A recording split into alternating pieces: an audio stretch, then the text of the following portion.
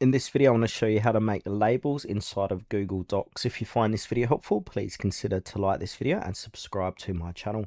In saying that, let's just jump straight into the video. Okay, so I found the best way to do this is to create labels with a table. So go ahead and open up Google Docs, open up a new blank document. Then we want to go ahead and click onto insert and insert a table. So click on table, make it about 3 by 10. So I'm going to get 3 by 10.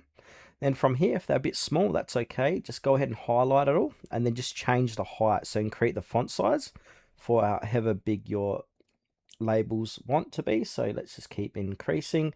So we're looking at about, we can get 30 labels here with size 44. Now basically we want to go ahead and start filling out just at least one of these boxes. But before we do that, I'm just going to decrease the font size. And now I'm just going to paste in some text here. So say I want that. We can center the text by clicking onto it, centering it. We can make it bold, do all those type of edits. Then basically from here, we want to go ahead and put all this text in all these different labels. So you just want to click on Control V and just keep filling that out like so.